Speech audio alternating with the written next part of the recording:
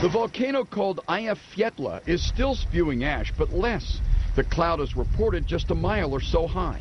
With the sky over some parts of Europe clearing, airlines put up test flights and reported no problems. Today, they're pushing European governments to open up some routes.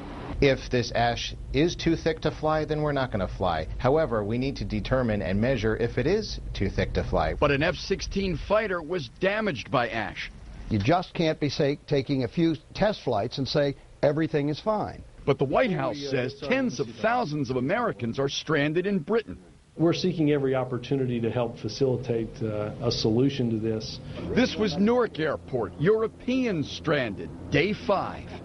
Trying to go to France, anywhere in France. But there's no way. French students stuck in Dallas. Well, really ready to go home and want to go home. Airlines are losing over $12 million an hour. So we're looking at well over $1.5 billion so far in the last 5 days.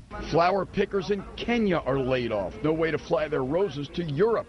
It's a global economic crisis that the world hopes is dying down. One worry tonight is a much larger Icelandic volcano, about 12 miles from Eyjafjallajökull, that scientists now worry might be triggered into a companion eruption. From Washington, I'm Steve Handelsman, 24-Hour News 8. In the middle of all this, 3 Allegan men are among those stranded in Europe. Sean Like, Floyd Becker, and Dan Peters are all in Dublin, Ireland right now. They could be there for several more days.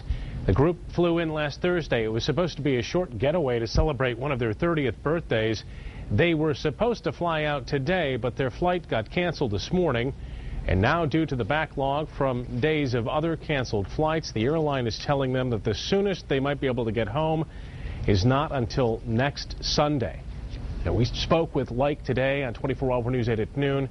He says since the group only budgeted for a long weekend, they're very concerned now about how they're going to pay for their extended time in Ireland. So that we don't have the money to do a lot of things that we would have liked to have done if we're going to be here this long, but we'll just try to make the best of it. None of us have seen too many people angry. It's definitely a little frustrating. You kind of go from vacation mode to survival mode when you run out of the money that you brought for vacation. So it's just a little bit of a concerning feeling, but hasn't been a whole lot of anger thus far.